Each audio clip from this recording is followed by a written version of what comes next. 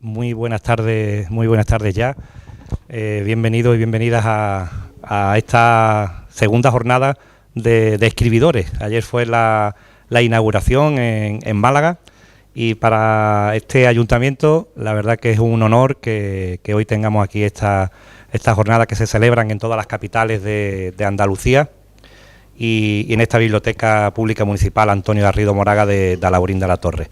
Le doy las gracias, por supuesto, a todos los vecinos, las vecinas, a los componentes de los clubes de lectura que están hoy aquí y también a este magnífico plantel de jóvenes que habéis venido desde el Colegio El Pinar, si no me equivoco. Muchas gracias por estar aquí, a vuestros profesores, profesoras, y quiero darle también la bienvenida a Álvaro Vargas Llosa, que está esta mañana aquí con nosotros. Muchas gracias, porque esto parte del trabajo de la Cátedra Vargas Llosa, de la colaboración de la Junta de Andalucía, de la colaboración de la Fundación Unicaja, que son los pilares que organizan escribidores, que ya es la tercera edición, y también con el apoyo de la Diputación de Málaga, del Centro Cultural La Térmica, del Centro Cultural La Malagueta, el Ayuntamiento de Málaga, la Universidad Internacional de La Rioja, como vemos también un plantel de instituciones públicas y privadas que colaboran para hacer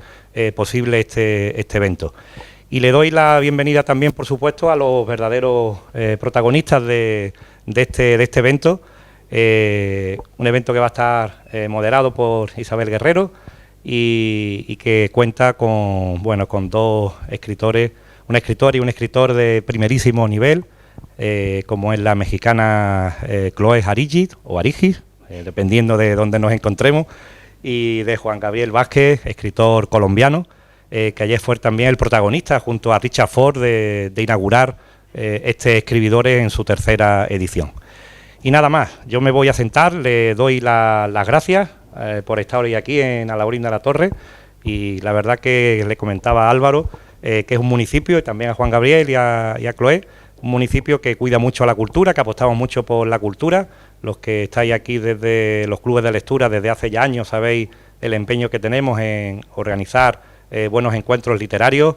Ahí tenemos ya vamos de la mano también de escribidores en cuanto al encuentro literal, que este año cumplimos también nuestra tercera edición, que lo celebraremos en septiembre, y que no vamos a descubrir, todavía es pronto para descubrir los escritores y escritoras que van a estar presentes en este literal, pero nos quedamos con un buen sabor de boca el pasado año, tanto con Antonio Muñoz Molina, como María Dueñas también, que estuvo, o la presencia de Lorenzo Silva, o Javier Cercas. Es decir, hemos tenido también buenos escritores, y estamos contentos de que al final esto se hace para que el público, los vecinos respondan y cuenten lo que se viene haciendo en la biblioteca o en el Centro Cultural La Platea, y de eso se trata. Si esta sala estuviera hoy vacía, pues tendríamos que pensar a ver qué estamos haciendo, que habría que mejorar, ¿no?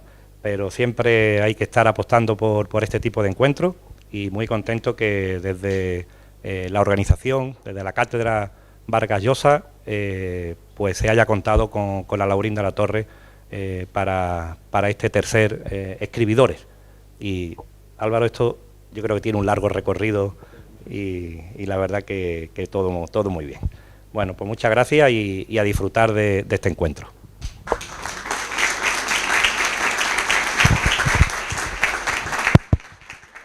Muchas gracias.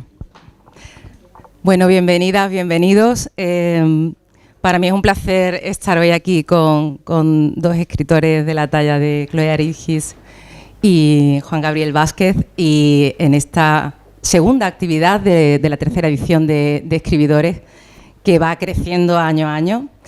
Y además me gusta muchísimo estar en una biblioteca pública, porque creo que es la institución más democrática que existe, sobre todo por el acceso a la cultura y para la creación de futuros ciudadanos, de una ciudadanía crítica.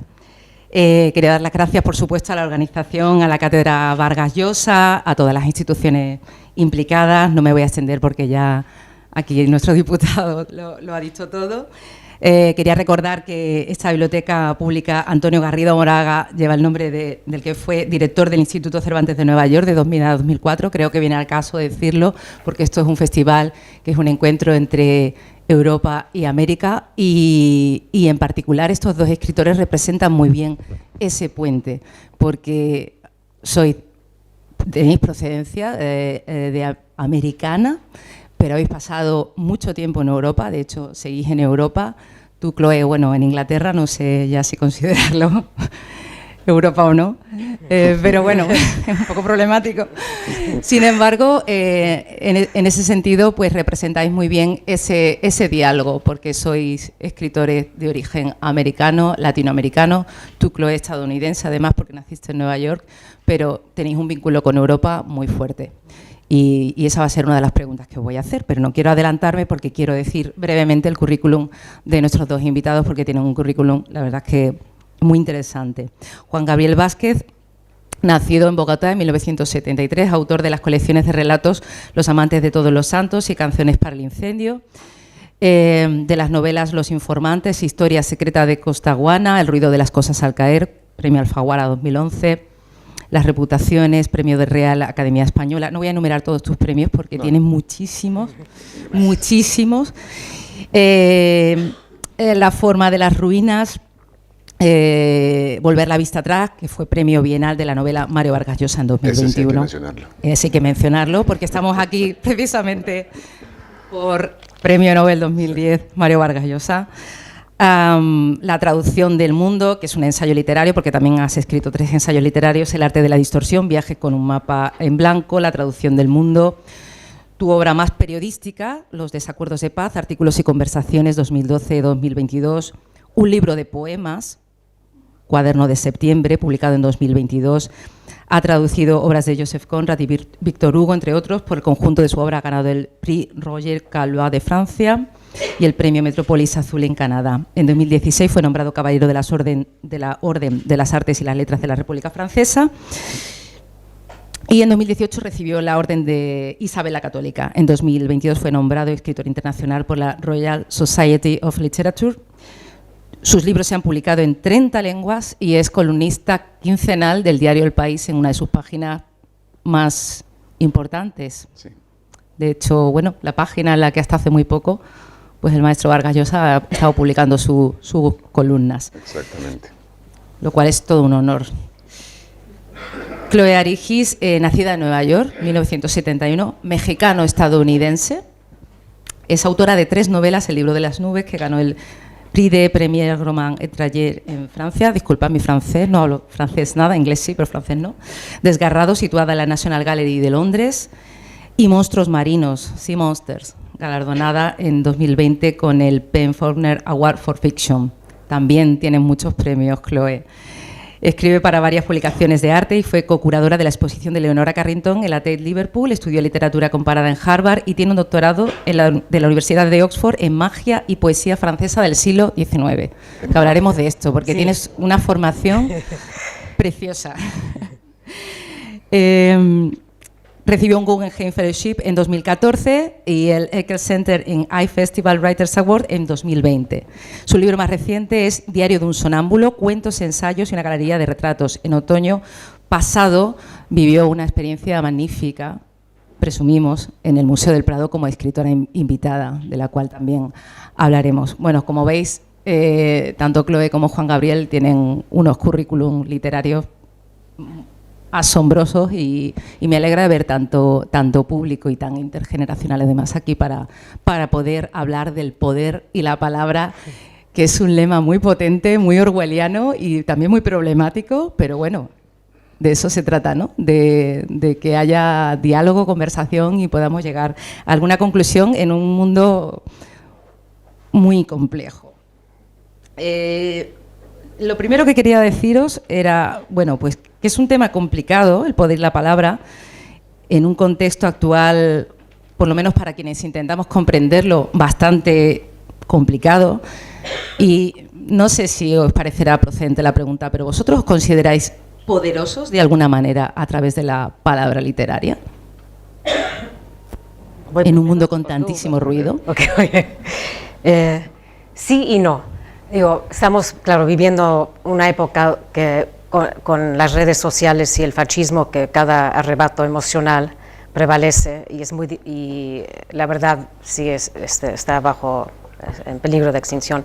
Entonces es una manera, tenemos que encontrar maneras de fortalecer los espacios donde todavía prevalece la verdad. Y para mí, en lo personal, digo, claro, en México hay muchos problemas sociales, políticos, no sé si hoy hablaré de eso, pero más existencial y globalmente, lo que a mí en lo personal me quita el sueño es la emergencia climática. Y ahí sí veo como a través de como saben, estamos viviendo en la época del antropoceno, en cual el planeta está siendo impactada geológicamente por los seres humanos de una manera que jamás había pasado antes. 200 especies van siendo desapareciendo diario. Y ahí siento que a través de los años la gente escucha menos y menos a los científicos, y es muy importante como figuras culturales hablar cuando podemos y mantener esa narrativa de la verdad, lo que está pasando. Y por ejemplo, una instancia pequeña pero importante es, en lugar de decir el cambio climático, decir la emergencia climática, que es mucho más urgente. Y claro, como autores siempre hemos habitado una zona entre el mito y la realidad, y desde los tiempos prehispánicos cada mito de creación ha sido emparejado con una del apocalipsis, y ya esos escenarios ya no se sienten tan fantasiosos o remotos. Hay paisajes de Bosco en las noticias casi diario, entonces, y líderes muy grotescos, como también en los trípticos de Bosco. Entonces sí, creo que hay días que siento como escritora, siento muy poca esperanza o fuerza, pero otros días digo, lo que pueda uno como figura pública, siempre mantener la emergencia climática dentro de un foro público, plataforma, usar cualquier plataforma que tenga uno. Sí, porque al final seguí siendo en ese sentido, en las facultades de periodismo nos decían algunos profesores que íbamos a ser usuarios privilegiados del lenguaje. Ahora es verdad que ese privilegio, pues bueno, está un poco como cuestionado, pero no dejáis de ocupar, digamos, ese espacio. En tu caso, Juan Gabriel, además, en el mundo periodístico también, como articulista del País, ¿cómo lo ves? Sí, yo creo que como novelista también. Sí, son dos ejercicios de la palabra completamente distintos, lo decíamos ayer, el del novelista y el del periodista. Son dos maneras, dos éticas distintas y opuestas, ¿no? Dos maneras distintas y opuestas de enfrentarse al mundo, de contar el mundo. Las novelas cuentan el mundo, creo yo, desde la exploración, desde la incertidumbre, y uno escribe ficción en general, no sé si tú escribas poesía por la misma razón, como una exploración. Se escribe porque no se sabe. En cambio, el periodismo se escribe porque se cree saber algo. Creemos que tenemos una certeza y queremos explicarla, queremos convencer a los demás desde el punto de vista. La escritura periodística es proselitista, tratamos de vender una idea. Pero de todas maneras participan del mismo problema, que es en dónde está el poder. En una sociedad, en cualquier sociedad, parte del poder, parte de nuestras luchas por el poder es tratar de saber quién está contando la historia. La historia, el poder político en términos generales consiste en la capacidad para imponer una versión de la historia a una sociedad. Comenzaste hablando de Orwell. Esto era algo que George Orwell, el escritor inglés, el autor de una novela que se llama 1984, reflexionó de manera muy penetrante y muy pertinente todavía sobre estos asuntos. De hecho, yo creo que dentro de unos años vamos a darnos cuenta de que cada vez que ha habido una gran crisis mundial, la gente empieza a leer a Orwell. Misteriosamente empieza a venderse 1984. Nunca deja de estar de moda. Claro. Y eso es por eso, porque Orwell sospechó y reflexionó en sus columnas, en sus ensayos, pero también en su ficción sobre esto, sobre la manera como se relaciona las historias que contamos con el poder político en una sociedad. Y él decía, o decía una de las páginas de la novela de 1984, había una especie de eslogan de la dictadura que es la protagonista de la novela, un sistema totalitario que existe en la novela. Y allí se decía, quien controla el presente controla el pasado, quien controla el pasado controla el futuro. ¿Qué quiere decir esto? Que quien tiene el poder político en un momento de la historia puede convencer a la sociedad de que su pasado es uno determinado. Es lo que tratan de hacer todos los regímenes dictatoriales tan pronto llegan al poder, es editar el pasado, cambiar el pasado, adaptar el pasado para que justifique de alguna manera y para eliminar lo que es incómodo, lo que contradice su versión. Y quien puede hacer eso, por ejemplo, el estalinismo eliminando a Trotsky de las enciclopedias de la Unión Soviética, porque era una figura incómoda que contradecía sus postulados. Bien, quien puede hacer esto, modificar el pasado, puede cambiar el futuro también en el sentido de conducir a la sociedad a donde ellos quieran. Y la literatura siempre ha sido, en determinadas sociedades más que en otras, pero suele ser ese espacio donde nos resistimos a esa imposición. La literatura es ese contradictor, es ese espacio donde cuestionamos la versión que nos llega desde el poder, donde la contradecimos, donde disentimos. Hay un libro fantástico de Albert Camus que se llama El hombre rebelde, y allí él habla de los dos tipos de literatura. Había la literatura de consentimiento, que era cuando las novelas estaban del lado del poder, en el sentido de contar las historias de los reyes y las reinas y los nobles y los aristócratas y los dioses y los semidioses. Y luego en algún momento la literatura comienza a ser literatura de disenso. Quiere decir que se vuelve un espacio de rebeldía. La novela, la poesía, la ficción, se vuelven espacios de rebeldía contra las versiones impuestas de nuestros relatos, de lo que somos. Y eso siempre ha sido una tensión, ¿verdad?, que tiene que ver con el ejercicio de la palabra. Entonces, ¿tenemos poder? Hombre, yo creo que algunos sí, pero yo no me hago ilusiones. Yo soy columnista, la mayoría de los columnistas colombianos apoyábamos el proceso de paz que se dio en mi país durante 4 años y que acabó en 2016 con el fracaso de los acuerdos de paz, el rechazo de los acuerdos de paz que se lograron. Hoy ya están encaminados de otra forma, se están aplicando, pero en su momento se rechazaron, a pesar de que el 90% de los columnistas los defendíamos. Eso quiere decir que tanto poder no tenemos, ¿no? Y no hay que hacerse falsas ilusiones al respecto, pero hay que seguir diciendo las cosas.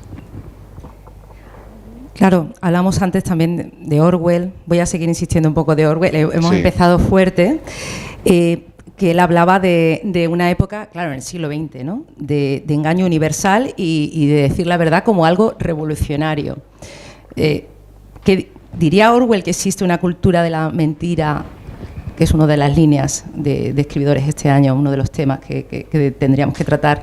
Diría Orwell que existe una cultura de la mentira que hoy está amplificada a través de los canales de comunicación, porque no los podemos llamar medios de comunicación, sino canales donde se amplifica la información y lo que no es información. ¿Qué pensáis que diría? Que es un ejercicio un poco futurible. ¿Qué pensáis que diría Orwell sobre...? Porque él hablaba de mentira, de la mentira universal y que decía que había que decir siempre la verdad, pero el concepto de verdad hoy en día es muy problemático. Claro. De hecho, han creado ese palabra llamado posverdad, que yo no termino de entender muy bien qué es. Sí, sí. No sé cómo... Bueno, yo creo, si me permites... Sí, claro. Rápidamente, creo que preguntas qué diría Orwell. Yo creo que lo está diciendo. Hay una página de él que parece escrita ayer, de algún artículo en el que habla de cómo estamos cuestionando la noción misma de verdad. La noción misma de que exista una verdad objetiva y que sea la misma para todos. Y él lo escribía a propósito de del ambiente político de los años 40, del éxito de los totalitarismos, el nazismo y el estalinismo, en la distorsión de la verdad y de cómo eso era el gran enemigo, decía Orwell, de ese momento. No es tanto que haya gente que mienta, no es tanto que nuestros líderes mientan, sino que a las sociedades ha dejado de parecerles posible la existencia de una verdad común. Y es exactamente lo que estamos viviendo hoy. O sea, diría, os lo dije. Exacto, sí, exactamente. Bueno, vivimos un momento editorial bastante apabullante. Esto se puede extrapolar a otras disciplinas artísticas. Hay muchísima producción. A mí me gusta aquí traer un poco a Machado cuando decía aquello de que había que distinguir las voces de los ecos, ¿no? Y quería traer un poco la figura del editor o de la editora para vosotros, como filtro de manuscrito, de gente que escribe. ¿Pensáis que quizás sea más importante que nunca? ¿Cómo trabajáis vosotros con vuestros editores? Pues siento que ha sido mucho en el mundo literario anglosajón, que todavía sé que en español los editores muchas veces casi no intervienen en el manuscrito, por lo que entiendo. Entonces, creo que es un proceso y un diálogo, sí, en el mundo anglosajón.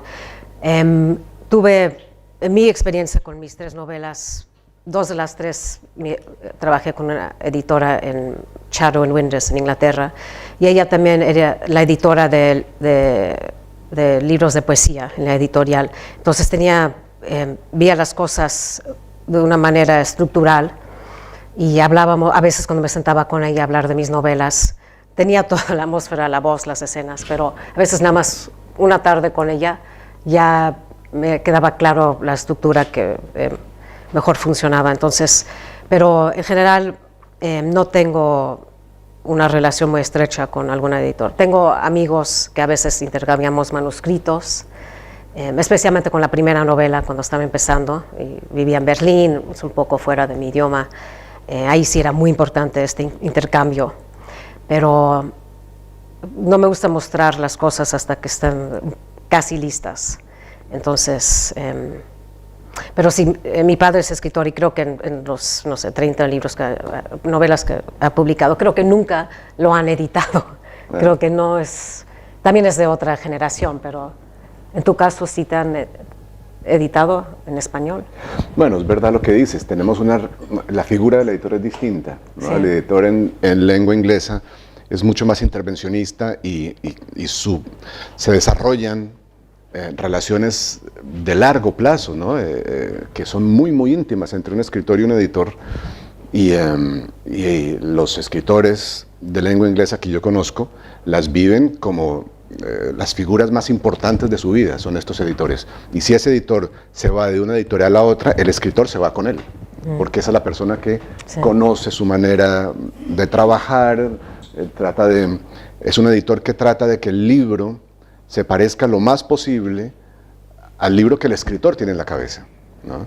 En nuestro mundo esto pasa mucho menos, aunque yo sí tengo una relación en ese sentido privilegiada con editores en los que confío mucho. Luego está entonces el fenómeno de la traducción, porque la traducción es otra lectura. Iba justo a traer ese tema, porque... Te estoy quitando todas las preguntas. No te preocupes. Bueno. Iba a traer ese tema... Me las estoy haciendo a mí mismo. No te preocupes. Porque el caso de Chloe es bastante peculiar, porque Chloe escribe en inglés. Entonces, se lo preguntaba ayer, ¿quién te traduce a ti? ¿Y cómo trabajas tú con tus traductores? Y me contaste que tenías distintas experiencias. Habías tenido un traductor de español colombiano, otro mexicano, otro español, y los 3 completamente diferentes. O sea que ese trabajo con el traductor es quizá igual importante que con el editor. Me ha llamado mucho la atención esto que habéis comentado de que los editores españoles y los anglosajones son muy diferentes. También diferentes de los latinoamericanos. No, la figura del editor. ¿O a quién se parecería más? ¿A qué se parecería más la edición en Latinoamérica? ¿Al modelo anglosajón o al español? por hablar. El anglosajón es el que tiene editores más intervencionistas, en los que el editor es también una especie de primer creador del texto, y hay historias fantásticas, por ejemplo, de Raymond Carver, que era un cuentista norteamericano muy influyente para varias generaciones de Hay cierta polémica ahí también, ¿no? O sea, un poco porque de polémica, intervino quizá de más. Sí. Le creó el estilo un poco. Le creó el estilo. El editor Sí. fue... Raymond Carver presentaba cuentos cuando estaba empezando a escribir de 50 páginas, y el editor sacaba su lápiz rojo y tachaba la mitad y los dejaba reducidos a 20 páginas, y así fue que Carver de alguna manera desarrolló un estilo que era famoso por ser lacónico, económico, y que se volvió una especie de marca de fábrica y muy influyente, de manera que hay en ese sentido hay un debate, pero que yo también creo que parte del talento de un escritor para reconocer lo que mejor hace, lo que más le conviene, así venga a través de la opinión de otro, que también se necesita claridad para eso. Sí, al final terminan haciendo casi una dupla, ¿no? Sí, haciendo sí. un trabajo conjunto, ¿no? Sí.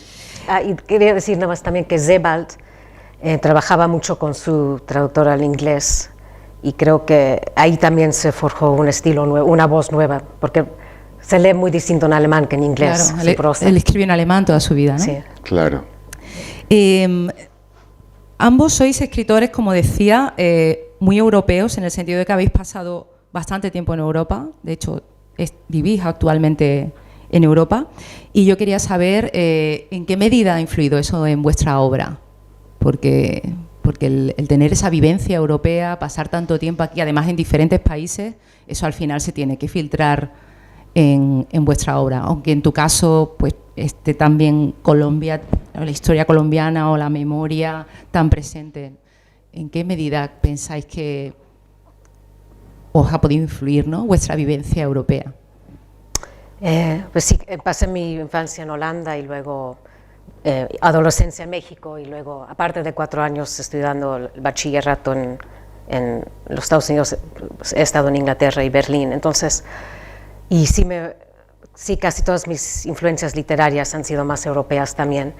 Y creo que pues mis novelas son como retratos psicológicos bastante introspectivos, pero siempre con un fondo un poco sociopolítico, donde cierta soledad urbana, a veces a través de ciertas escenas y personajes que salen y entran y salen, los personajes se van como topando con la historia de la ciudad donde viven. Pero creo que, no sé, es difícil decir de uno mismo, pero creo que siento una sensibilidad más europea del norte, cierta, no sé, si se puede decir, melancolía e introspección, y sí, viviendo en ciudades europeas, digo, los 6 años que estuve en Berlín, ahí escribí mi primera novela, pero también fueron años de una soledad muy aguda, pero me adentré de una manera que creo que si hubiera estado en México, Inglaterra, los Estados Unidos, hubiera sido muy distinto. Y a veces gente que lee la primera novela dicen que siente que lo escribí cuando estaba viviendo en otro idioma, que hay algo. Y cuando volví a Londres, y de ahí a escribir ya mi segunda novela, tenía miedo que había perdido algo, que lo extraño de Berlín y las tensiones de la ciudad, que la ciudad misma en Londres no me iba a inspirar de tal manera. Pero claro, cada ciudad tiene sus capas extrañas y tensiones y rincones no muy sí, al final acaba transitados. permeando la obra. ¿En tu caso, Juan Gabriel? Bueno, yo creo que la lengua de un escritor es como una gran caja de herramientas, y vas llenándola con 1000 cosas distintas de proveniencia distinta. Mi lengua de escritura, mi herramienta de trabajo es en su origen el español colombiano, el español latinoamericano, pero eso se ha visto contaminado en el sentido mejor de la palabra por mi relación, que es muy estrecha con la lengua inglesa y también con la lengua francesa, y en general confío mucho más en los escritores latinoamericanos que no han querido proteger su español como si fuera como si hubiera que mantener su pureza, ¿no?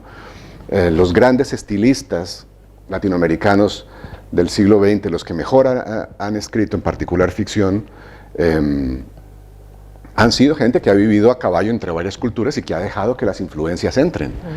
Pienso, por ejemplo, en Borges, ¿no? A Borges lo acusaban con frecuencia de escribir traducciones del inglés porque sus frases tenían una estructura tomada de la lengua inglesa y solía utilizar estructuras sintácticas y adjetivos incluso que eran muy de estirpe anglosajona, muy parecidos a las estructuras de la lengua inglesa, pero en su castellano propio. Y uno va entonces dejando que su lengua reciba otras influencias, ampliando su caja de herramientas,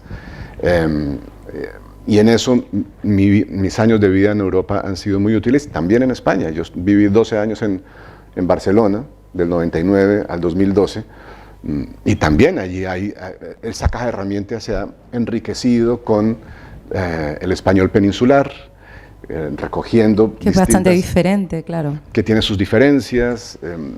Una lengua el es... El español que hablamos aquí. Sí, claro. Una lengua es también una manera de ver el mundo, ¿no? Por eso, de hecho, es tan lamentable cuando muere una lengua, porque desaparece una manera de ver el mundo que ya no recuperaremos nunca. Y eso quiere decir que realmente interiorizar el español de España para mí es una ampliación de mi mundo, es distinto del español latinoamericano, es distinto del español colombiano, es otra manera de ver el mundo y de entenderlo, que enriquece esa caja de herramientas. Y eso es muy valioso. Y la mejor literatura se ha hecho admitiendo esas contaminaciones, esas diferencias, también a través de la traducción, ¿no? La traducción es valiosa entre muchas otras razones, porque se enriquecen las lenguas a través de la traducción. El español, el pequeño dialecto romance del siglo XI o XII, de repente admite la presencia del árabe, empieza a incorporar una cantidad de palabras del árabe y se enriquece con la traducción de los clásicos latinos y los clásicos griegos y acaba siendo esta herramienta fantástica y formidable que es capaz de describir el siglo de oro, ¿no? Entonces, lo mismo el inglés puede producir a alguien como Shakespeare porque ha habido siglos de invasión francesa. Antes de eso, el inglés antiguo era una lengua más bien pobre comparada con lo que es, porque no se había contaminado con las influencias latinas del francés. Entonces todo eso es altamente provechoso para la caja de herramientas que tenemos y la vamos llenando con nuestros viajes, nuestras experiencias, incluidas las europeas en las que yo he pasado tantos años, y eso solamente es enriquecedor. Chloe, tu narrativa, en especial en tu última novela, Monstruos Marinos, tu tercera novela, que ha sido descrita como muy onírica, surrealista, yo entiendo que tu formación ha tenido mucho que ver, ¿no? Tu formación, que decíamos antes, pues en poesía francesa del siglo XIX, mucho simbolismo. Lo de la magia lo tienes que explicar porque... Sí, por favor. Yo quiero saber lo de la magia. Sí. En fin, no sé si... Espero que no tengan que ver con nada de Jodorowsky ni cosas estas extrañas, no tan extravagante. No. Perdón, a los fans de Jodorowsky, que nadie se enfade. ¿Te parece especialmente difícil atraer a los lectores con este lenguaje tan visual en un mundo que precisamente está atiborrado de imágenes, que estamos saturadísimos de imágenes, ¿no? ¿Te parece especialmente difícil? ¿O haces magia para conseguirlo? O haces magia. Sí, exactamente. Es ahí hechicero. Un hechizo especial. Pues la experiencia de cada libro ha sido muy distinto, entonces cuando estoy escribiendo, pues sería la muerte de un escritor si estás pensando en atraer escritores. No lo pienso pero en Londres tengo muchos amigos escritores, pero más que nada tengo amigos artistas y el mundo visual, artes visuales, entonces sí pienso mucho en términos visuales cuando estoy escribiendo y entonces sí, la poesía y ahora llego a la magia, pero como mi padre es poeta, crecí conociendo a poetas y mis papás organizaron 3 festivales internacionales de poesía en México, los 80s, entonces los veía como criaturas extrañas. Como magos. Magos, sí, exactamente. Y Borges, Szémesiny, Günter Grass, Vasco Popa, Miroslav Holub, muchos, Ted Hughes, en fin.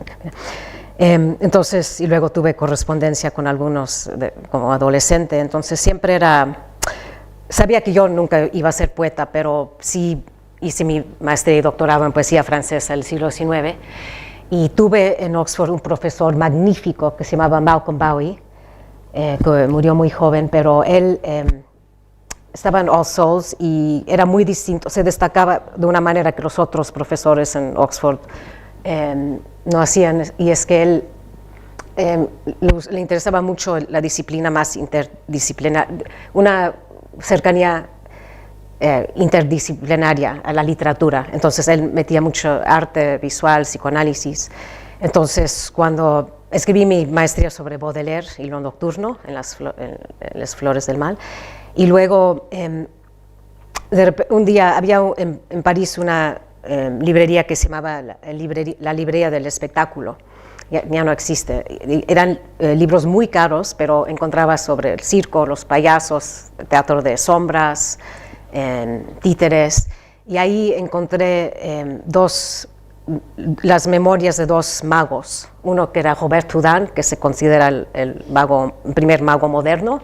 Houdini se llamó después de él, Jean-Eugène Robert Houdin, que era francés, y luego un belga que se llama Étienne Gaspard Robertson, que viajaba por Europa al finales del siglo XVIII, comienzos del siglo XIX, con su linterna mágica.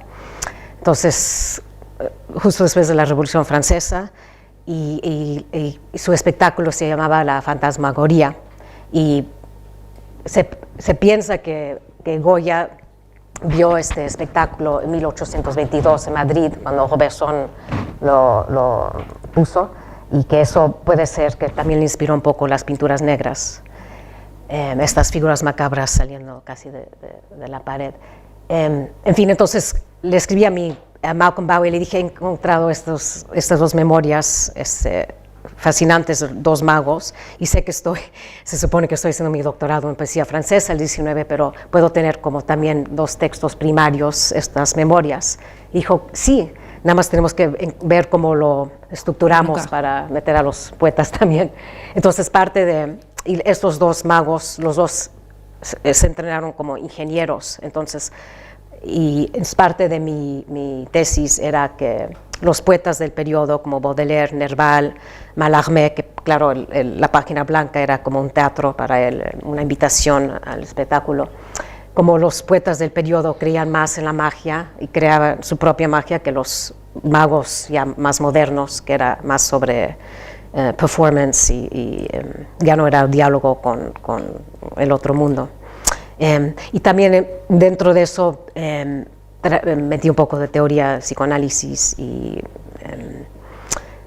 retorno del reprimido, y también viendo como poemas como un poco como trucos de magia, que hay mucha preparación detrás, y luego en último momento parecen muy espontáneos y como un instante ahí, pero detrás de eso hay toda una maquinaria.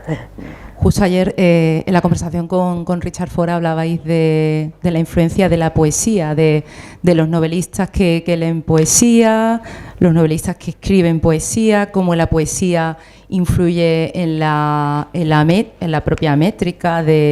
Tú citabas a Cervantes, de hecho. Bueno, en tu caso está claro también por tu formación, y en el tuyo, Juan Gabriel, ya tienes publicado un primer poemario, o sea que... Sí. ¿Eras consciente de esa influencia o no, simplemente eras lector de poesía y...? No, era muy consciente, sí. Soy lector de poesía desde siempre. La poesía me ha importado siempre, también bueno,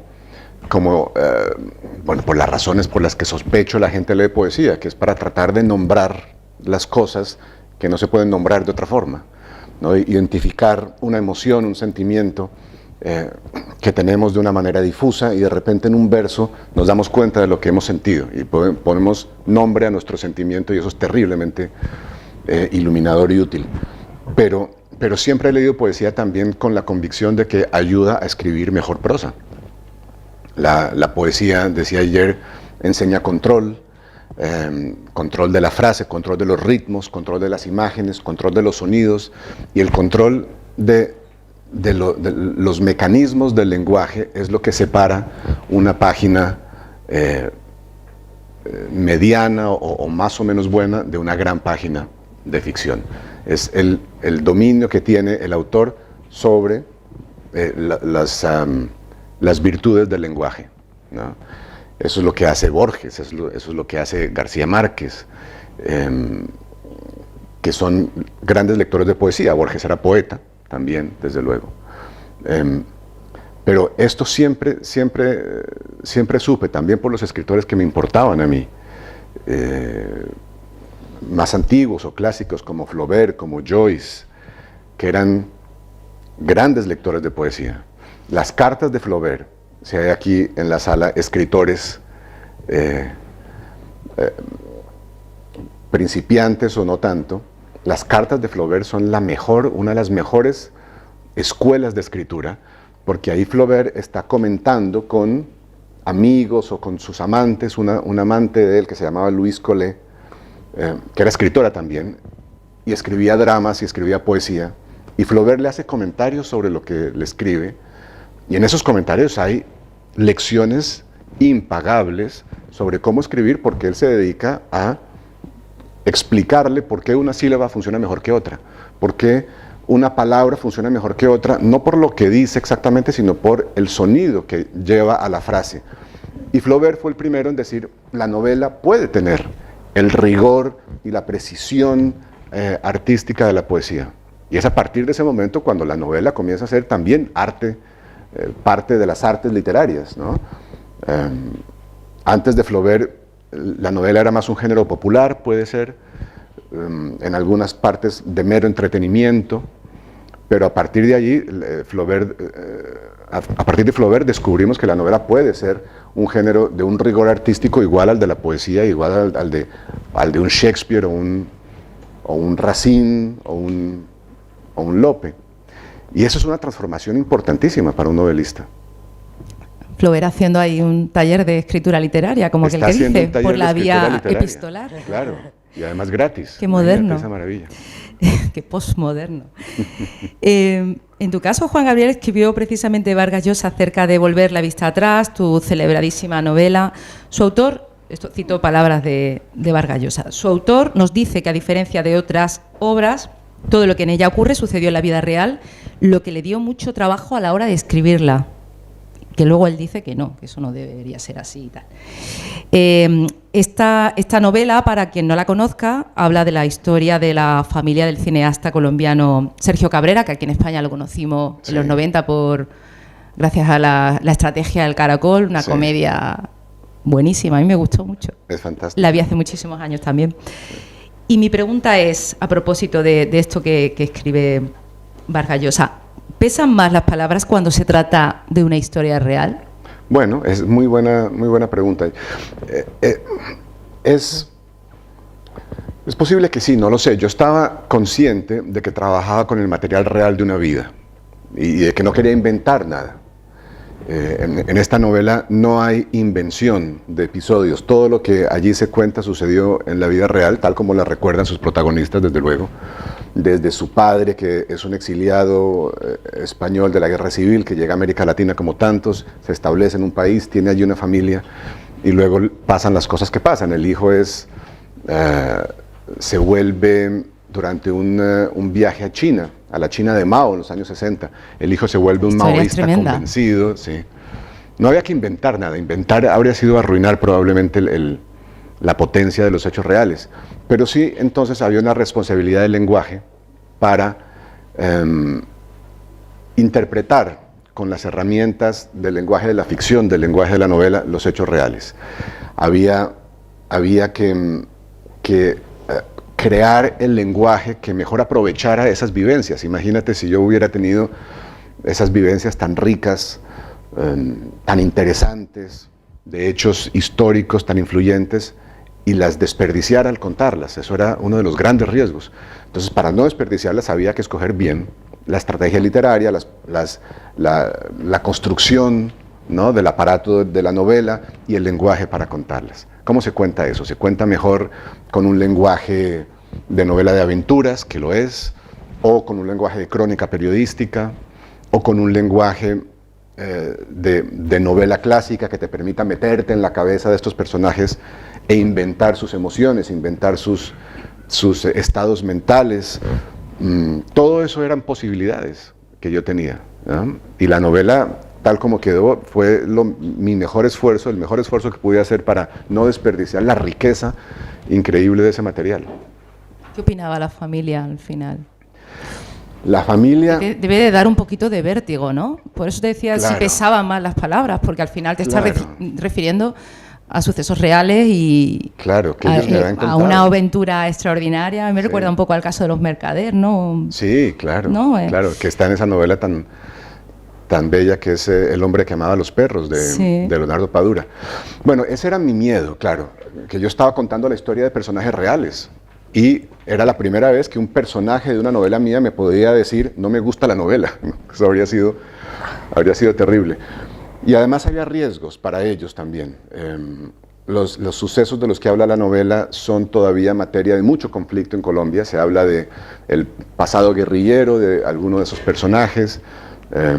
Hay tensiones políticas y él, estando vivo, podía sufrirlas. De hecho, cuando la novela se publicó, el día de la publicación de la novela, me llamó mi personaje, que se llama Sergio Cabrera, y me dijo, mira, tengo miedo. Entonces, yo para tratar de bajarle un poco, le pregunté, bueno, a ver, Sergio, dime 3 cosas que te den miedo. Y me dijo, la reacción de la izquierda, la reacción de la derecha y la reacción de mi familia. De manera que, básicamente todo. Y para mi satisfacción, él quedó muy contento con el resultado de lo que yo escribí. Encontró que reflejaba sus emociones, su vida intelectual, su vida mental, y que además había sabido recoger la novela, las vivencias de su vida, y el resultado fue magnífico, porque la novela se convirtió en ese espacio, me estoy alargando, perdón, la novela se convirtió en ese espacio donde él podía saber cosas de su familia que no sabía antes, y su familia de él. Y eso, pues desde luego, para mí es un gran premio, ¿no?, como novelista. Chloe, hablábamos antes al principio, cuando estaba comentando tu biografía literaria, artística, de tu estancia en el Prado, en el programa Escribir el Prado, que estuviste hace muy poquito. Supongo que el diálogo con los maestros antiguos ha tenido que ser muy interesante en todos estos paseos que te has dado por la Pinacoteca. Y tu primera novela también está ambientada en un museo. Y bueno, volviendo un poco al tema del poder y la palabra, el sistema del arte también es un buen sistema de poder. Es un tema que en sí te interese a la hora de escribir, porque antes has comentado que también tienes incluso más relación con artistas visuales que con escritores, o sea que es un mundo que conoces bastante bien, ¿no? Escribes sobre lo que conoces, siempre te dicen, ¿no? ¿Qué opinas tú del sistema del arte como sistema de poder que lo sigue siendo, ¿no? Incluso en esta época en la que, como decía al principio, hay tantísima producción cultural. Sí, es mi segunda novela, Desgarrado, que tiene lugar en the National Gallery. Sí, perdón, he dicho primero. Sí. Pero nada más para una pequeña introducción. Entonces, las 3 novelas, cuando estoy empezando a escribir, hago como un mapeo, mapping, no sé, un mapeo, ¿sí es en español? Sí. Mapeo. Un mapeo un poco psicológico del lugar. Entonces, la primera novela en Berlín, la segunda en la National Gallery y la tercera en México, entre la ciudad de Oaxaca, pero buscando sitios de tensión y de trauma histórico un poco. Entonces, por ejemplo, en la National Gallery, ahí son los ataques de las sufragistas de Mary Richardson, que en 1914, unos meses antes de que estalló la Primera Guerra Mundial, que atacó la Venus de Velázquez, famosamente. Y entonces mi personaje está muy obsesionada con ese espectro de la sufragista, y fue su bisabuelo, que fue también guardia en el museo, que también en el Prado resulta que hay familias que llevan muchas generaciones de guardias, vigilantes en cada cuarto en el museo. Entonces, no sé si de National Gallery también, pero pensé mucho cuando estuve escribiendo esa novela entre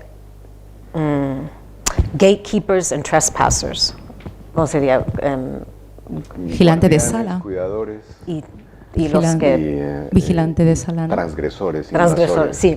Entonces, por ejemplo, en un museo y un legado así cultural, como la National Gallery, y esas instituciones enormes y muy poderosas, y en esa novela tengo gente creativa que pinta fuera del museo, que crea pequeñas instalaciones con polillas o el pintor en el pavimento afuera del museo. Entonces, pensé mucho en cómo es ser un pintor ya reconocido o claro, los viejos maestros, o trabajando fuera de eso y, por ejemplo, también hay un poeta que jamás ha publicado en esa novela. Entonces, eres artista. Una vez alguien me dijo, no puedes ser escritor si no has publicado. Dije, pero ¿qué tal si dedicas toda tu vida a escribir?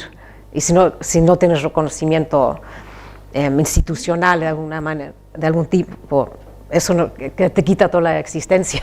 Entonces, es algo que una amiga en Berlín, justamente hija de un poeta francés muy conocido, ella siempre insistía que uno no podía ser escritor hasta haber publicado. Entonces, eso como que se quedó mucho en mi mente. Entonces, cuando estuve escribiendo esta novela, y tengo amigos artistas muy reconocidos y otros muy talentosos que todavía no ha llegado su momento.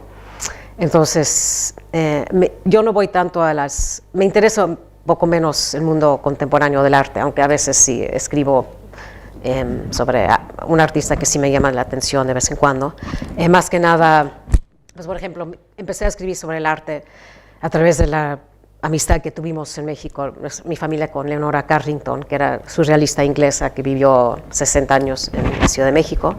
Íbamos todos los domingos a tomar té en su casa y ella era muy irreverente y casi no conocía a algunos artistas, pero más que nada vivía en su propio universo, no le interesaba en lo mínimo los contactos sociales. Muy maga también. Sí, era muy maga también.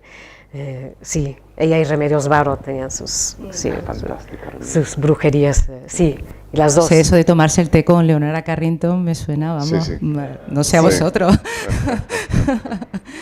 Sí. Qué envidia. Y era alguien que en las inauguraciones ella se escondía en la oficina de la galería. Tenían sus hijos que decir, por favor, mamá, baja 5 minutos a saludar al público. Baja a saludar a Leonora, para ella por favor. La creación era lo que importaba y ese diálogo con no diré el más allá, pero con otras fuerzas. Pero para ella no era, la recepción de su arte ya no le importaba tanto. Entonces, eso también, pienso mucho en esa autenticidad. Autenticidad. Sí. Acaba de salir una novela gráfica sobre Leonora Carrington. No sabía. Lo digo para el público quizá más juvenil, no por si le interesa. Sí. Volviendo en este caso al periodismo, esta creo que va a ser la última pregunta que voy a hacer porque quizá a nuestro público le apetece intervenir, comentar, preguntarle a Chloe, a Juan Gabriel alguna cosa, en fin, no sé. Ahora veremos, supongo que sí. No podía dejar de preguntarte por tu faceta como columnista.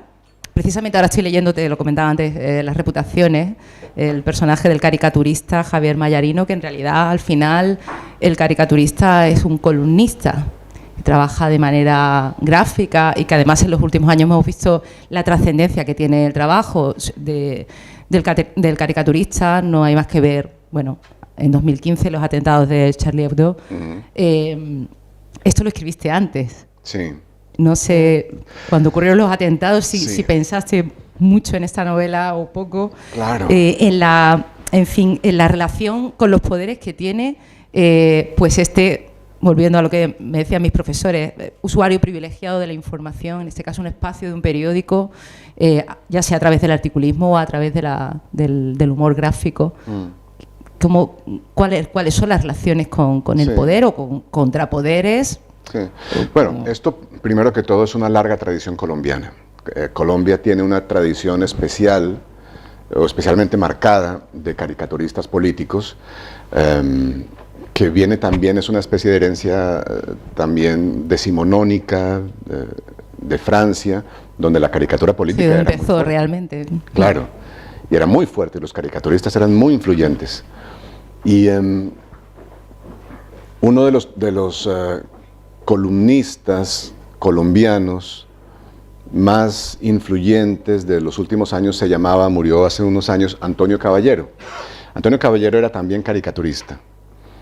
Y cuando mi novela se publicó, mi novela es la historia de un caricaturista político en Colombia que es tan influyente que recibe amenazas por sus dibujos, y en algún momento de la novela uno de sus dibujos afecta gravemente la vida de alguien. Y esa es la trama alrededor de la cual gira la novela. Y este periodista, Antonio Caballero, leyó mi novela y me dijo, está muy bien, el problema es que es absolutamente inverosímil, a nadie le importa lo que haga un caricaturista, los caricaturistas no tienen poder, no tenemos poder, y nunca nos amenazaría ni nos pasaría nada. Y un año después entraron los fanáticos a la redacción de Charlie Hebdo, asesinaron a todos los caricaturistas de allí por una caricatura, ¿no? O por varias caricaturas. Entonces hay... Y más cosas que han pasado también, como en Holanda, en Dinamarca. Sí. Un tema, ¿no? Claro, de manera que es verdad que hay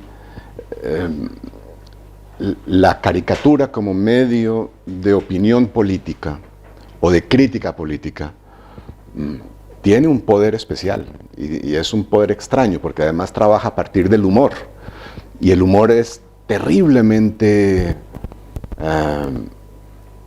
indócil, ¿no? Subversivo. Y subversivo, claro, porque además no admite réplica. Tú escribes una columna crítica y se puede responder a la columna con otras palabras, pero quien responde a una viñeta de humor queda en ridículo. Y esa es una especie de poder raro que tienen los caricaturistas, ¿no? Pueden decir cosas sin que nadie les responda, porque el que responde queda todavía peor.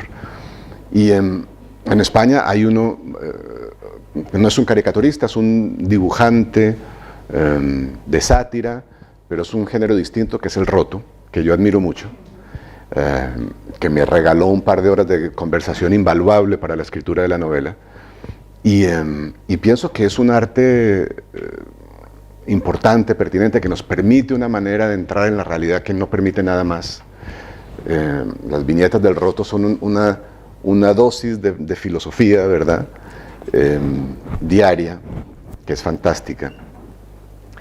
Y sobre eso traté yo de escribir esta novela, reflexionando un poco sobre esa relación que tienen quienes crean opinión desde la prensa, y todo eso ocurrió, la novela se publicó en el 2013, en un mundo muy distinto del mundo en el que se está leyendo este libro ahora, que es nuestro mundo de redes sociales, donde efectivamente se puede destruir la reputación de alguien, como pasa en la novela, pero con mecanismos mucho más incontrolables y mucho más eficaces, si quieres, a través de las redes sociales. Entonces hay una serie de reflexiones sobre nuestro papel como opinadores de la vida que están en la novela y que misteriosamente se han volcado a la realidad en los últimos años y han cambiado un poco. Y la novela ha cambiado. No sé cómo la vas a leer tú. Es que leída ahora creo que es incluso más interesante que cuando la publicaste, probablemente. Claro. Yo estaba pensando ahora también en la palabra... La novela que tú lees ahora es más interesante que la que yo escribí. Está muy bien. Sí. La percepción es distinta. Pero no, tienes toda la razón. Sí, me parece más interesante a la luz precisamente de todo lo que ha pasado. Sí. La novela es muy buena, por otro lado. La palabra escrita en el contexto digital ha adquirido un poder, te referías ahora precisamente a ese poder que no parecía imaginable hace 15, 20 años, ¿no? ¿Vosotros cómo os abstraéis de ese, no sé si conocéis la palabra en español, run run, de ese ruido de fondo? ¿Os interesa, no os interesa? ¿Pensáis que también es una manera de estar en el mundo, de conocer de qué se habla, cómo es la conversación digital, incluso cuando existe una conversación digital ordenada o educada, o que también existe, no es solo todo, eso dicen, no sí. todos son gritos ni fanatismo, o os evadís un poco de todo eso? ¿No nos interesa? Yo me he alejado mucho de eso. Sí. Mi hermana sí está en Instagram y Twitter y Facebook, entonces si hay algún artículo interesante, tengo amigos que me avisan, pero prefiero no introducir ese ruido porque ya es demasiado. Y veo, sí, tengo amigos escritores que siempre están trabajando con el teléfono aquí, checando Twitter y cosas. Digo, no quiero ser de esas personas y tengo amigos que todavía usan teléfonos. O sea, por ejemplo, Zadie Smith nada más no tiene internet en su teléfono. Nokia. Sí, tiene un Nokia. ¿Acordáis sí. de los Nokia? Sí, Zadie nada más tiene una Nokia. Entonces digo, gente así, tienes que proteger tu espacio mental y hay gente que puede hacer ambas cosas. Yo no soy de esas personas. Entonces. ¿Y en tu caso, Juan Gabriel? No tengo redes sociales, nunca las he tenido. Me causaron desde el principio mucha desconfianza por cuestiones de tiempo. El tiempo es un valor muy escaso, cada vez más escaso. Y yo me daba cuenta de que eran una amenaza a mi tiempo. Y luego he confirmado que son otros tipos de amenaza también a nuestra manera de ver el mundo, a nuestro comportamiento ciudadano. Creo que envenenan nuestra convivencia, la diluyen, la rompen. Y hay mecanismos muy insidiosos de las redes sociales, de los que no somos conscientes, que han hecho que sea cada vez más difícil para nosotros dialogar con la persona que es distinta, que piensa distinto, porque las redes reafirman solamente lo que tú piensas. Los algoritmos. Sí, la famosa cámara de eco, ¿no? Claro. Sí. Había uno de los que ha reflexionado mejor sobre esto, es un libro que les recomiendo, que se llama 10 razones para cerrar tus redes sociales ahora mismo. Es un título sutil, no se sabe uno, ¿no? Imperativo. Es ambiguo, ¿no? Pero allí este personaje que se llama Jaron Lanier explica que lo que sucede ahora, los mecanismos de algoritmos, lo que sucede ahora es parecido a lo que sucedería si cuando uno consulta Wikipedia, a cada uno de nosotros Wikipedia nos diera un artículo distinto sobre el mismo tema. Si cada uno de nosotros pincha en Wikipedia para averiguar la biografía de Messi, a cada uno nos dan una versión distinta que depende de nuestra raza, nuestro sexo, nuestra ubicación, nuestras convicciones religiosas o políticas, nuestro historial de consumo, nuestro historial de navegación en la web. Eso es lo que hacen los algoritmos. Nos presentan una versión de la realidad diseñada según lo que somos. Para nuestro perfil. Sí. Y eso es terrible. Eso rompe cualquier noción de convivencia, de realidad común y de capacidad de cooperación. Bueno, me gustaría saber si alguien del público quiere comentar algo, tiene alguna pregunta, quiere intervenir. ¿Se anima alguien? Aprovechar que están aquí Chloe y Juan Gabriel. Y estamos hablando de temas muy interesantes, creo, espero. Ahí está el señor. Y yo le voy a preguntar a ella, que es poeta y novelista. Decía Alejandra Pizarnik que era imposible para ella escribir narrativa, precisamente por el proceso de sintetizar al máximo le impedía eso. En su caso, ¿cómo lo resuelve?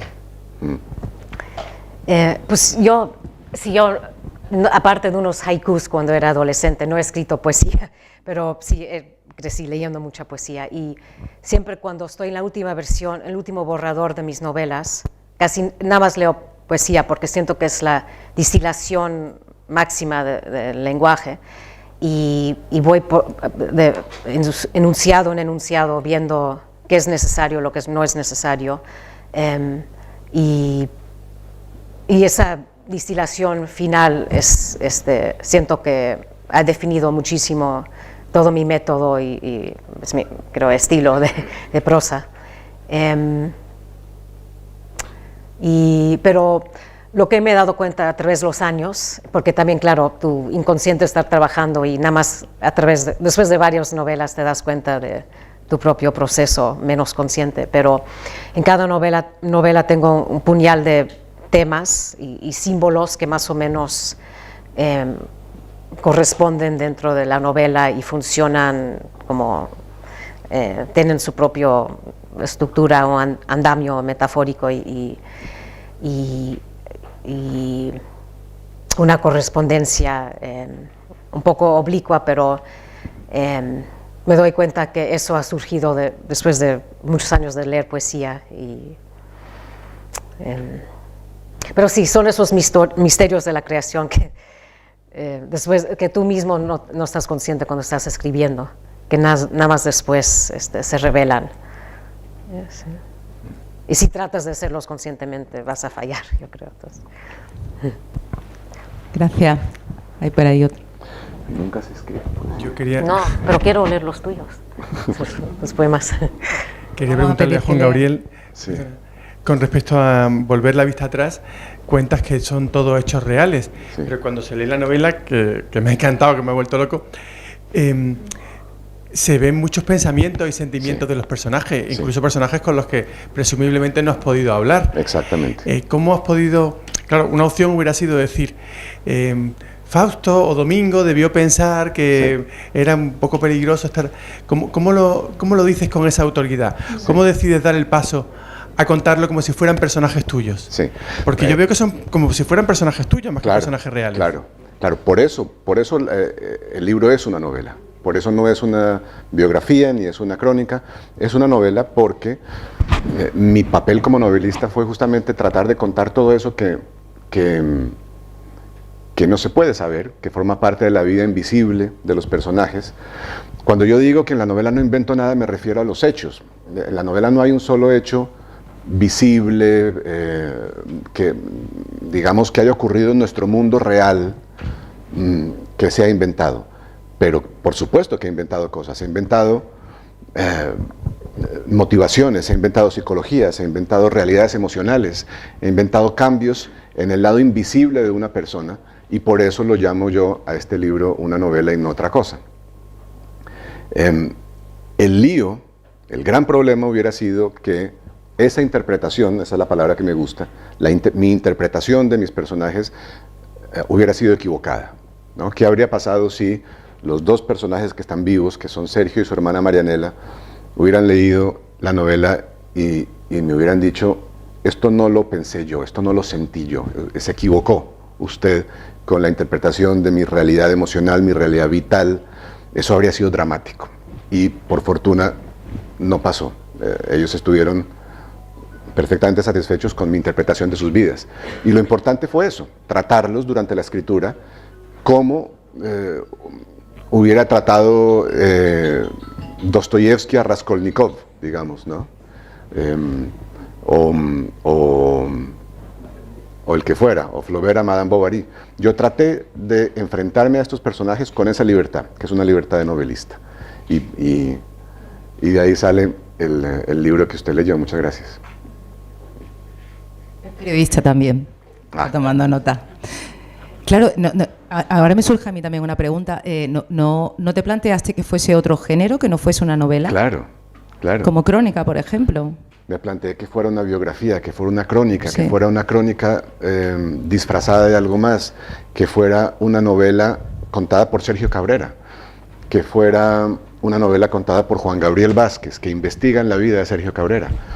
Y deseché muchas páginas de buscar estas estrategias. Hasta el final, la que se impuso, la que me convenció más, fue la de la novela tradicional. Es una novela muy clásica, me parece a mí, casi decimonónica en cierto sentido,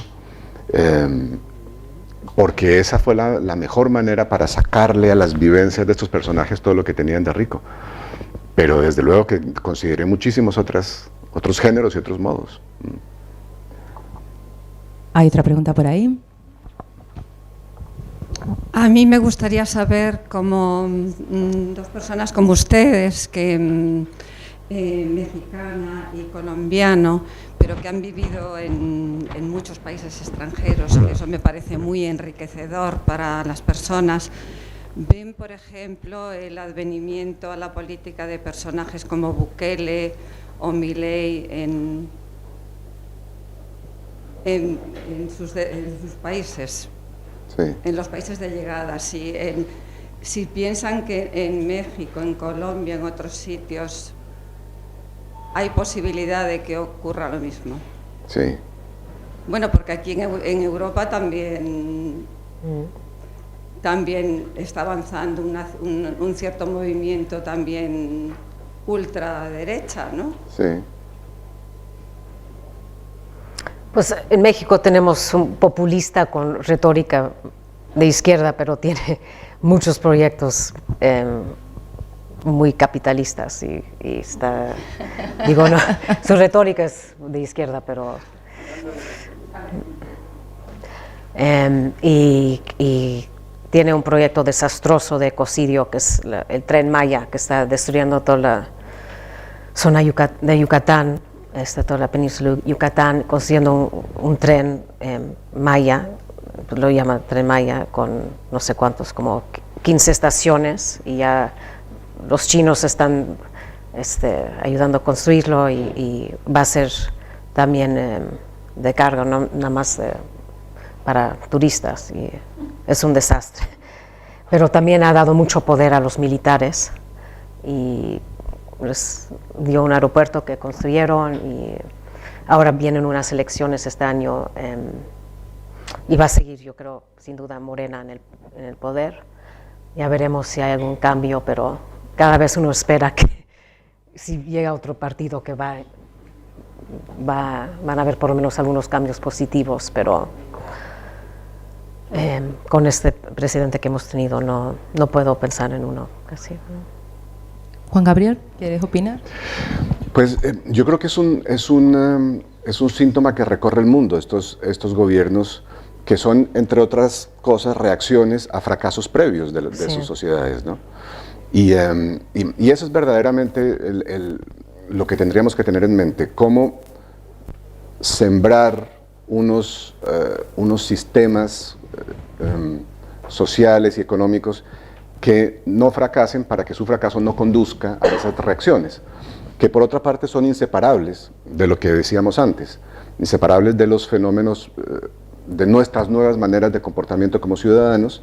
Se vota por estos personajes, creo yo, también porque vivimos en medio de sociedades agudamente polarizadas, sociedades insatisfechas, desde luego, descontentas, pero también tremendamente polarizadas, incapaces del diálogo, el acercamiento, de la negociación, que son requisitos de cualquier democracia, ¿no?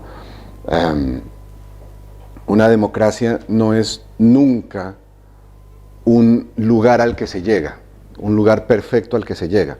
Una democracia es un camino de negociación constante, de ceder al otro, de oír al otro y entender tal vez por qué no opina lo mismo que yo. Y las democracias funcionan por bandazos, ¿no? Por tesis y antítesis, y hay una negociación constante. Pero cuando eso es extremo, cuando se producen extremos en las sociedades y se va, como suele suceder en las sociedades, por ejemplo, latinoamericanas. Este es el título de un libro de Mario Vargas Llosa, cuando se va de los sables a las utopías, ¿no? Pues cuando ese proceso se hace extremo, pues las sociedades son las que sufren, ¿no? Y yo creo que todo eso es lo que estamos viendo. Son procesos de polarización, de división, en las que las sociedades han perdido la capacidad de negociar entre ellas y de encontrar acuerdos y de construir consensos, y los resultados son muy graves, tanto a nivel económico como a nivel político, ¿no? Y eso es lo lamentable, eso es lo que deberíamos saber cómo solucionar.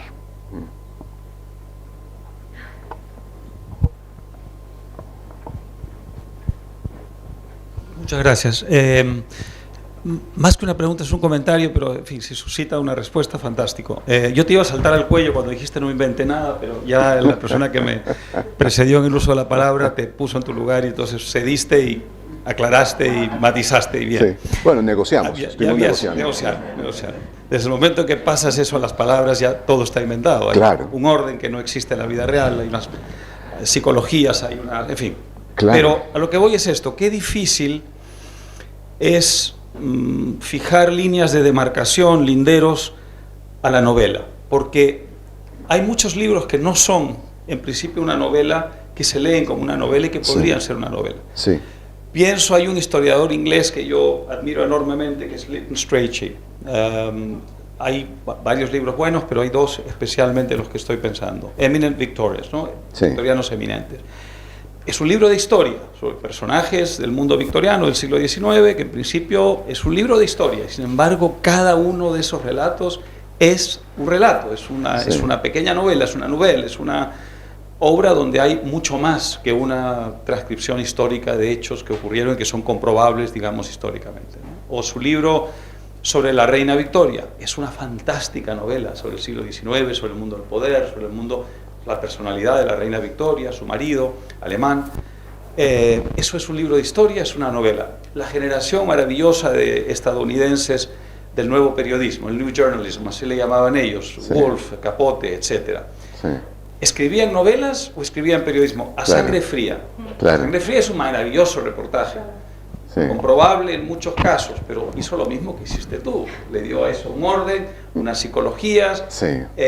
Hay mucho más de él que de los hechos que suscitaron su interés en esa historia. ¿Eso es una novela o no es una novela? En fin, sí. es una reflexión así un poco sí. Al viento. No, es importantísimo todo esto. Y el caso de A Sangre Fría, no sé si ustedes conocen este libro, A Sangre Fría, de Truman Capote, que él presentó como la primera non-fiction novel, decía, la primera novela de no ficción, porque sostenía que no había inventado nada, ni siquiera lo que yo inventé, ni siquiera los pensamientos. Él sostenía que cada pensamiento que había metido en la cabeza de sus personajes, que son los dos culpables de cometer un crimen horrible en Kansas en 1950 y pico, él decía que todos esos pensamientos tenían un sustento periodístico, que los dueños de los pensamientos se los habían contado a Truman Capote. Y contaba, por ejemplo, que cuando fue a hacer su reportaje en Kansas, cuando fue al lugar, a Holcomb, que es el lugar donde ocurren los hechos, para hablar con la gente, sabía que si llegaba como periodista con una libreta o con un grabador para grabar las conversaciones, la gente no le iba a decir la verdad o se iba a sentir intimidada. Y entonces dijo que había practicado y desarrollado un método para retener el 95% de las conversaciones que tenía con la gente de manera literal, que se había entrenado y que él oía una conversación de 2 horas con una persona y luego llegaba y la reproducía palabra por palabra literalmente gracias a un entrenamiento mental que se había logrado perfeccionar. Eso no se lo cree nadie. No, esto es una fabricación de novelista, ¿no? Y evidentemente cualquier transposición verbal de la realidad es un ejercicio creativo, ¿no? Más cuando tiene que ver con el pasado. El pasado, por definición, ha desaparecido, no es un lugar al que podamos ir para ver cómo ocurrieron las cosas ahí. Entonces, contar el pasado ya es un ejercicio de creación, y esta es la gran tensión que hay entre los historiadores y los novelistas. Por ejemplo, Svetlana Alexievich, sí. Ella ha creado, se leen como novelas de Chernóbil y sobre la existencia en Rusia después de la Unión Soviética. Hay gente que dice que eso no es una novela también, ¿eh? Yo he escuchado a gente decir que la de Chernóbil, sí, que no es una... y la gente nunca sabe cómo clasificar su obra. A mí me parece uno de los libros más impresionantes, sí. Desde luego, que he leído en mi vida. Sí, porque... y de Chernóbil, que cada sí. persona es poeta o filósofo. Sí, es maravilloso. Es un montaje de voces, claro. Y dices, pues hay algo... Su mano es también en ordenar todo, la secuencia, y crear una composición nueva, aunque sean voces que ya grabadas de otra persona. Entonces ahí también es como, there's this slippage, es como, es novela, no es novela. Hay un trabajo literario ahí, pero sí. Hay gente que dice que eso no es una novela, que lo he leído en alguna ocasión, ¿eh? Pero sí se lee como una... Sí. Bueno, claro, desde el momento en que escoges lo que vas a contar y desechas otras cosas de la vida de una persona real, ya estás haciendo un trabajo que es de creación, ¿no? Hay un diccionario colombiano empezado por un gramático del siglo XIX que se llamaba Rufino José Cuervo, Es un diccionario de gramática, de uso de las palabras, de construcción y régimen de la lengua se llama el diccionario. Y ahí encontré yo, en el verbo fingir, que es el verbo, como ustedes saben, que asociamos a la ficción, al sustantivo ficción, el verbo fingir se define como moldear, dar forma a algo. Y dice el diccionario, aplicado a la escultura o la talla de madera. Y a mí me parece que eso es exactamente lo que hace un novelista. Escribimos ficción porque lo que hacemos es coger la gran montaña de material de la realidad y decidir qué quitamos, qué dejamos. Pero eso también es lo que hace un historiador, eso también es lo que hace un periodista. Es escoger la realidad de la realidad, cómo quitar algunos pedazos, cómo subrayar otros fragmentos y con todo eso construir un relato que es distinto del que construiría el vecino si contara lo mismo. Y esto pone una responsabilidad enorme en las manos de los que contamos historias, ya sean periodistas o novelistas, también es eso. Bueno, si no hay ninguna pregunta más, creo que vamos a dar por concluida la sesión. Muchísimas gracias, Juan Muchas Gabriel, gracias Chloe. Y espero que lo hayáis disfrutado. Yo creo que todo lo que han dicho no solo te deja pensando, ¿no? Hemos tocado muchos temas diferentes y sobre todo espero que les leáis y así, pues bueno, vamos a concluir. Muchísimas gracias a todas y a todos por venir. Gracias.